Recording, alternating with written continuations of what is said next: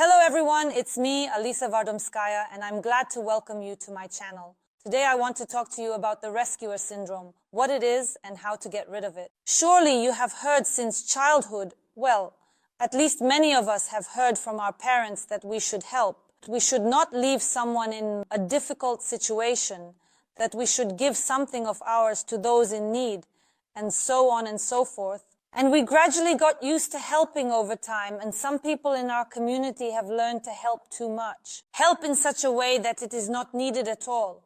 But many do not understand this. Now, perhaps in this video, some will recognize the rescuer in themselves, some may recognize the rescued in themselves, but neither are truly happy. Since the rescuer, while saving their victim, will never be happy because they are not engaged in their own life, but are dealing with the affairs of others. The rescued will never be able to make their own decisions in life and take responsibility for their own life. And this will ultimately continue in the world until everyone realizes the rescuer is not actually as good as we think, and the rescued is not actually as helpless as they may seem at first glance. We have all heard some unsolicited advice, and surely everyone is annoyed by advice that we do not need and do not want. We often know ourselves how to do things and what we want. But when you go out, for example, to walk with a child, some grandmother or grandfather or some aunt will definitely tell you that you dressed your child incorrectly, or didn't put on a hat, or that you didn't do something right. If you are recording some kind of video, there will definitely be people who want to save you and point out your mistakes, tell you how to do things, and open your eyes to your shortcomings. Again, everything shifts from words to actions. At first, people want to speak in words to help, to give those unsolicited pieces of advice. Then they want to do good, to catch up, and in order to perform good deeds. This is the very syndrome of the rescuer. When you are not asked for help, there is no need to come to the rescue and waste your life energy on something you basically shouldn't be expending your energy on. But why do so many people around the world find themselves wanting to be rescuers? It's very straightforward and easy to understand. A person feels fulfilled. They are at the top of the pyramid of our needs. What is at the top? At the top is realization. So at the moment when a person helps others, they feel fulfilled, even though they should be doing something else in their life to achieve fulfillment. But he replaces these feelings. That is, he feels a kind of euphoria, feels his own importance. The whole problem is that, in fact, rescuers often have very low self-esteem themselves, and actually they struggle with this issue themselves. That is, these are some moments from childhood, moments of a person's development, explaining why this happens. But a person understands that someone else is worse off, and so they help. He or she helps Dasha, Masha, Sasha, anyone, in order to feel superior to others, to feel above others. At the moment when a person understands why they are doing all this, they will realize that they are simply wasting energy not on their own life, but wasting it for nothing. Perhaps this help is absolutely unnecessary for the person whom the rescuer directs their energy. So now we will talk about how to determine the rescuer. What are its symptoms? First is a strong desire to solve someone else's problem.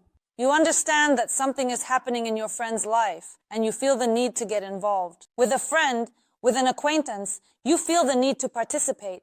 They can't cope without you. Next, the second symptom, to change another's feelings, and to just make them, or simply make them feel much better. That is, you devalue the person's feelings at that moment. They may need to shed tears or express themselves in any way. But what does the rescuer do at that moment? They do not allow the person to experience their own emotions, so that it doesn't leave some kind of trauma in their life. The rescuer says, yes, calm down, it's all nonsense. Let's better. Laugh about something. Get rid of your emotions.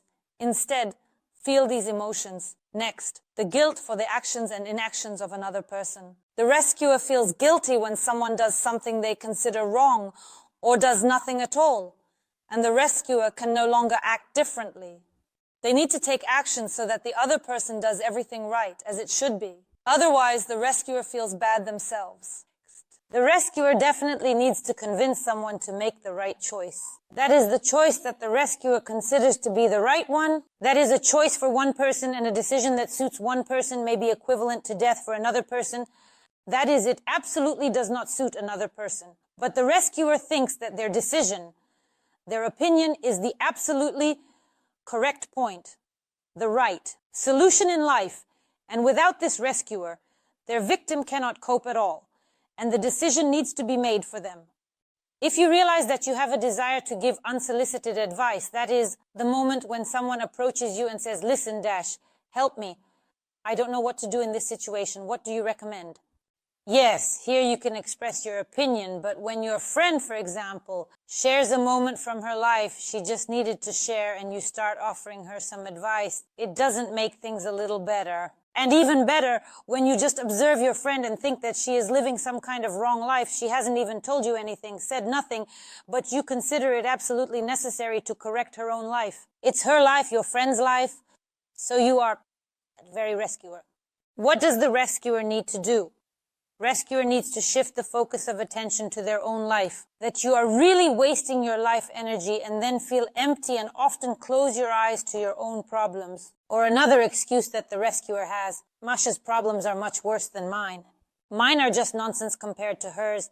I need to help her solve her problems. So, this is wrong. A person should live their own experience.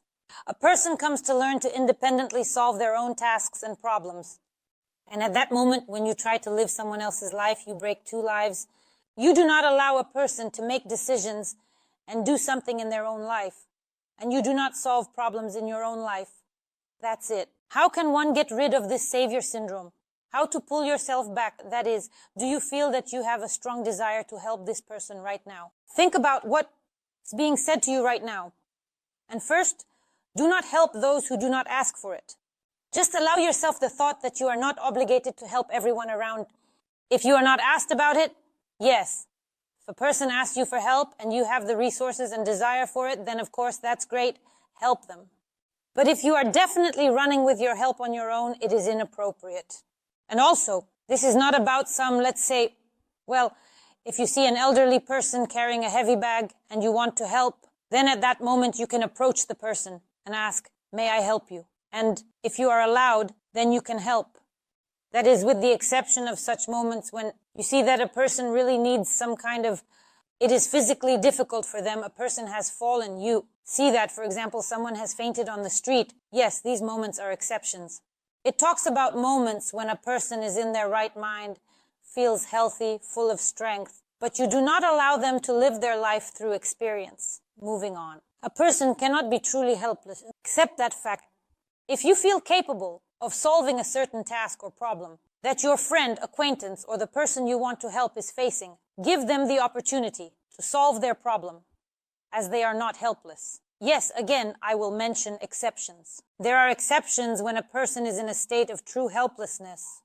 For example, in certain situations when they are bedridden or incapacitated due to certain illnesses or other issues. Again, we are talking about healthy people, those who are fine with their health, who simply face certain problems, moving on, help, but do not take on the majority of the problems yourself if you are asked for help. Do not take on the majority of the problem, as often the rescuer thinks that only they can solve this problem. If someone comes to you for help or assistance, do not take on the majority of the responsibility. At most, you can take on half or even less. If, for example, a friend comes to you for help, if you are a true friend, you will be there, supporting them, giving them the opportunity to experience their problem and solve it in some way, but not taking it upon yourself. Moving on. If a person complains to you about their helplessness, and again, this desire to save, to help kicks in, help the person in a different way. Help them find their point of support. Talk about their strengths. Help them. Shift their focus to their source of strength. That is, yes, they may be helpless in some matter, but they definitely have some strengths. Focus on them, highlight them to that person, and make sure to emphasize, help them feel their own strengths and capabilities in order to start solving the problem. But do not further instill in the person through rescue that they are absolutely helpless. Otherwise, the person can simply have their life broken. That is, they will not believe in themselves at all. The last person must make decisions and take responsibility for them. This is what both the rescuer and the rescued need to hear.